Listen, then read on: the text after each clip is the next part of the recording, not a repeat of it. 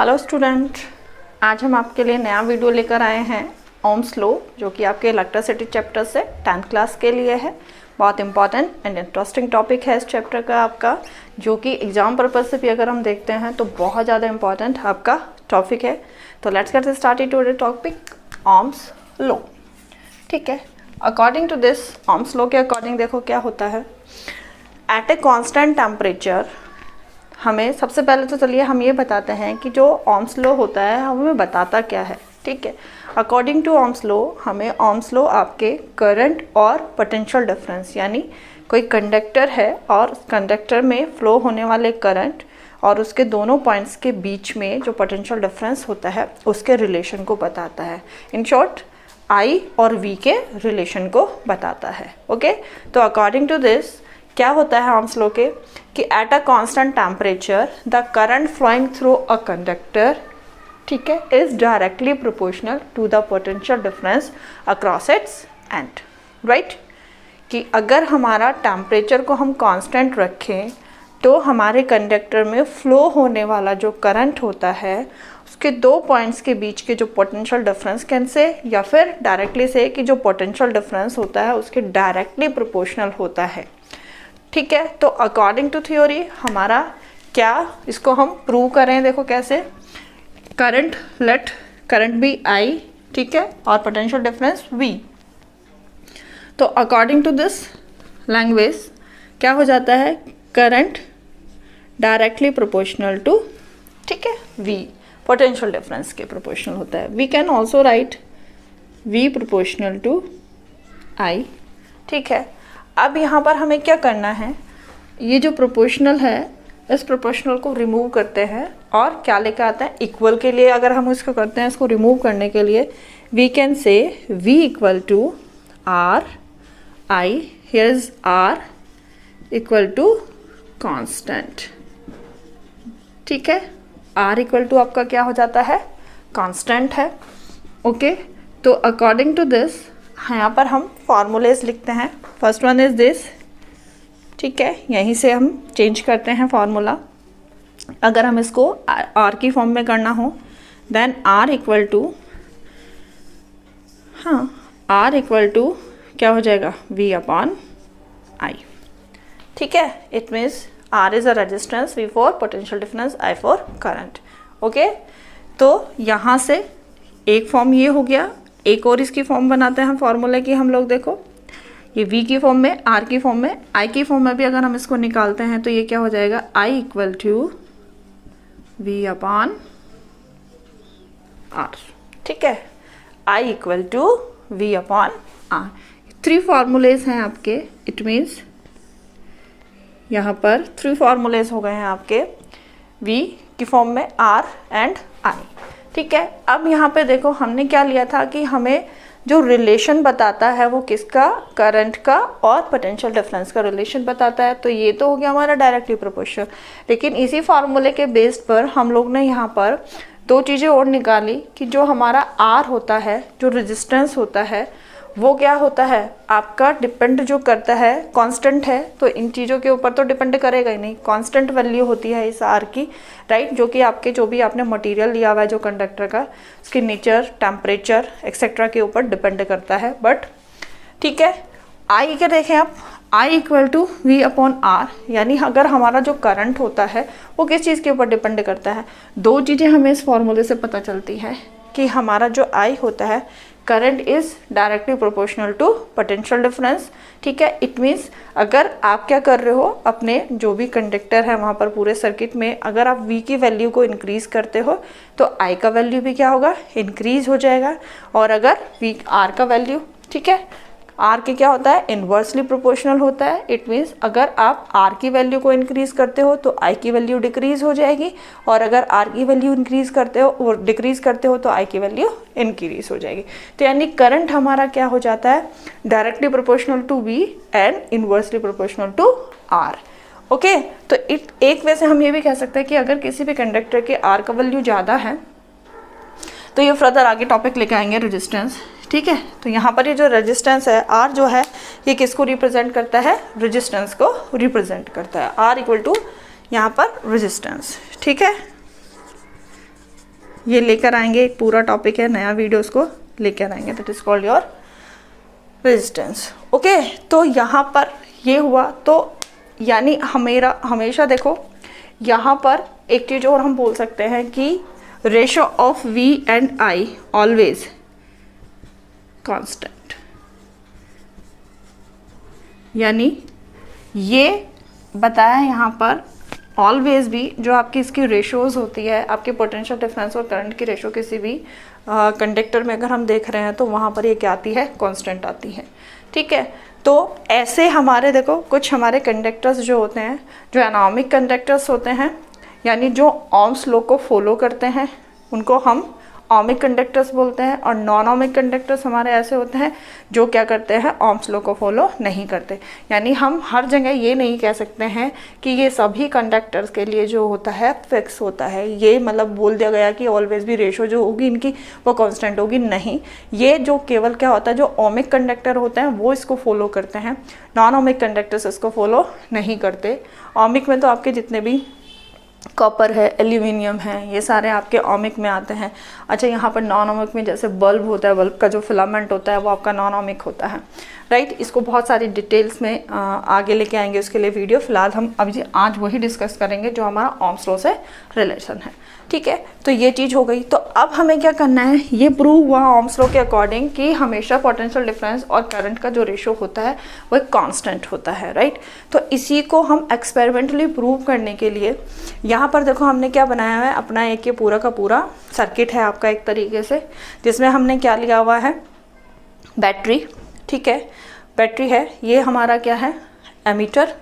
ठीक है, हमारा वोल्टामीटर और हमारा रिहोस्टेट है यहाँ पर। ठीक है, ये हमारा एक रेजिस्टेंस और कैन ऑल्सो से कंडक्टर। ठीक है, यहाँ पर ये क्या है, एक स्लाइडिंग कॉन्टैक्ट है रिहोस्टेट का आपके, राइट। स्विच है और ये कनेक्टिंग वायर है। ये चीज़ें क्या किया, बैटरी पूरा लिया, बैटरी के थ्रू हमने हमारा जो ये रजिस्टर है, ठीक है, या रेजिस्टेंस जो है, इसको हमने अटैच कर दिया इस बैटरी के थ्रू। हमने मेटल वायर के थ्रू हमने क्या किया, रेजिस्टेंस जो है हमारा उससे अटैच कर दिया। यहाँ पर ammeter, you know very well कि करंट की रीडिंग के लिए हम एमीटर को सर्किट के अंदर लगाते हैं।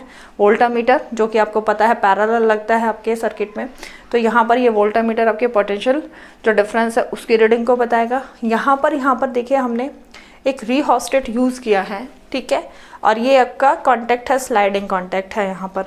तो रिहोस्टेट क्या होता है, देखो एक तरीके की डिवाइस होती है जो आपका जो सर्किट में इलेक्ट्रिक फ्लो जो चल रहा है उसको एक तरीके से चेंज करता है। चेंजेबल मतलब उस फ्लो को चेंज कर सकता है, डिक्रीज भी कर सकता है और इंक्रीज भी कर सकता है। ठीक है, ये वेरिएबल रजिस्टर होता है एक तरीके से। और ये कैसे हम करते हैं, यहाँ पर देखो हमने क्या लगाया हुआ है, स्लाइडिंग कॉन्टैक्ट लगाया हुआ है, क्योंकि हमें क्या है, डिफरेंट टाइम पर यानी करंट की डिफरेंट क्वांटिटीज़ लेनी है हमें पूरे उसमें, और यहाँ पर हमें इसमें वोल्टामीटर और एमीटर में रीडिंग्स नोट करनी है। तो यहाँ जो ये स्लाइडिंग यहाँ पर लगा हुआ है कॉन्टैक्ट, इसके थ्रू क्या करते हैं, हम इसको चेंज करते रहते हैं। हम यानी करंट की क्वांटिटी कितना सर्किट के अंदर पास होना है उस क्वांटिटी को हम यहाँ से कंट्रोल करते रहते हैं। ओके, बैटरी, ये यहाँ पर स्विच है। अच्छा, ये जैसे ही फिर अब आप क्या करते हो, सबसे पहले आप रीडिंग देख लो, 0 रीडिंग होगी आपकी सबसे पहले, तो इसमें कुछ भी नहीं होगा। जैसे ही आप स्विच ऑन करते हो, आपके स्विच ऑन करते ही, ठीक है, प्रेस किया जैसे आपने स्विच, यहाँ से क्या होगा, बैटरी के थ्रू ये आपका जो करंट है वो फ्लो करेगा, राइट। एमीटर से जाएगा आपके रेजिस्टेंस यानी कंडक्टर में जाएगा। फिर आप क्या करोगे, उस टाइम पे उसकी रीडिंग को नोट कर लेना है हमें, एमीटर की रीडिंग को भी और हमारी वोल्टामीटर की रीडिंग को भी हम नोट कर लेंगे, राइट। हो गई। फिर हमने क्या किया, स्लाइडली अभी हमने ये इस पोजीशन पर रखा हुआ था, क्योंकि ये मैनुअली होता है, लैब में आप इसको टेस्ट करते हो।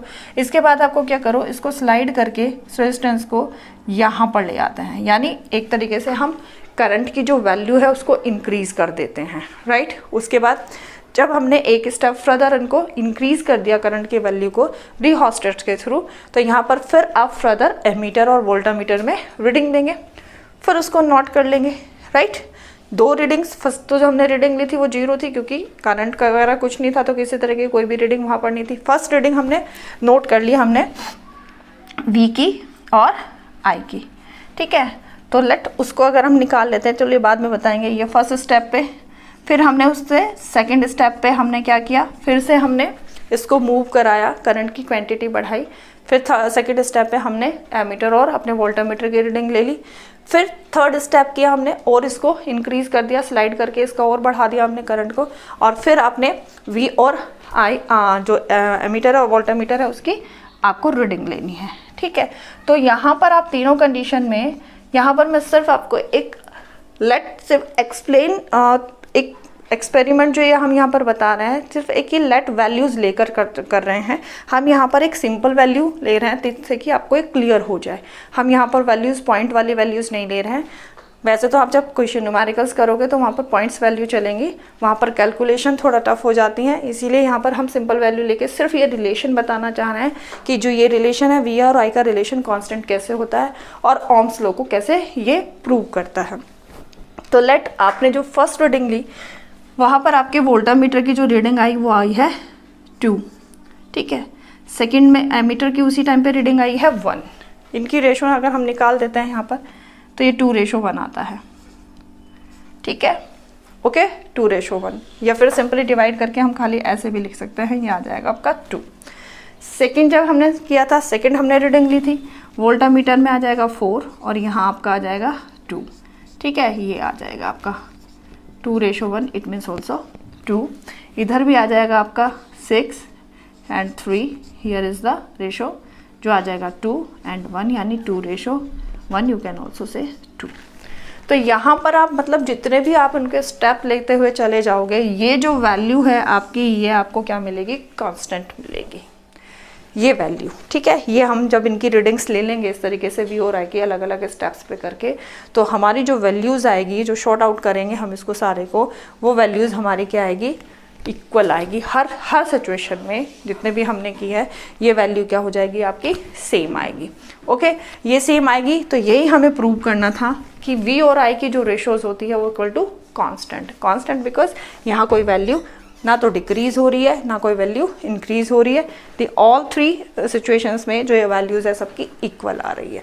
तो यही हमें ओम्स लॉ को प्रूव करता है, क्योंकि ओम्स लॉ ने यही कहा था कि अगर टेम्परेचर कांस्टेंट होता है आपका तो वहाँ पर आपका I directly proportional to V, okay. Same है यही चीज़ें, तो ये प्रूव करना था यहाँ से जो हमने ओम्स लॉ से निकाला था कि V upon I equal to constant, ये इस तरीके से किया है। और एक चीज़ और, जब भी कभी आप ग्राफ बनाएंगे, आपको एक कोई भी यहाँ पर दे दिया जाता है, एक टेबल दे दी जाती है, तो हमेशा ध्यान रखना कि v और i का ग्राफ जब आप बनाएंगे, ये y एक्सिस हो जाएगा, ये x एक्सिस हो जाएगा, राइट। ऑरिजिन यहाँ पर आपका क्या हो जाता है, i x एक्सिस पर, और यहाँ पर आपका y एक्सिस पर जो होता है v होता है, राइट। तो ऑलवेज भी इसमें जो v और i ग्राफ होगा वो ऑलवेज भी आपको क्या होगा, स्ट्रेट लाइन जाएगा। ऐसे v और i का ग्राफ स्ट्रेट लाइन हो जाएगा और वो आपके ओम्स लॉ को क्या करेगा, वेरीफाई कर देगा। इस तरीके से ऑलवेज भी v और i ग्राफ, तो जिस भी आपको कुछ भी कंडक्टर दे रखा है और उस कंडक्टर में अगर आपका v और i का जो ग्राफ है, आप उनकी रीडिंग्स लोगे और उस ग्राफ को प्लॉट करोगे आप, तो वो ऑलवेज भी क्या होगा, आपको एक स्ट्रेट लाइन मिलेगा। तो यू कैन से कि ये जो कंडक्टर है ये ओम्स लॉ को वेरीफाई कर रहा है। लेकिन अगर ये ग्राफ आपका क्या है, ये एक स्ट्रेट लाइन नहीं आता है या लीनियर नहीं आता है, ये इस तरीके से आपका क्या होता है, पैराबोला की तरह से चलता है आपका, या कर्व्ड आता है आपका, तो यहाँ पर इट मीन्स ये कंडक्टर ओम्स लॉ को फॉलो नहीं करेगा या ओम्स लॉ को वेरीफाई नहीं करेगा।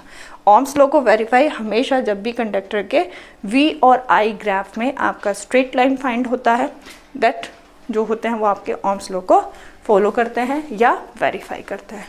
तो इन शॉर्ट आपको ये क्लियर हुआ होगा। नया वीडियो लेकर फिर से आएंगे, तब तक के लिए thank you and continue watching my channel.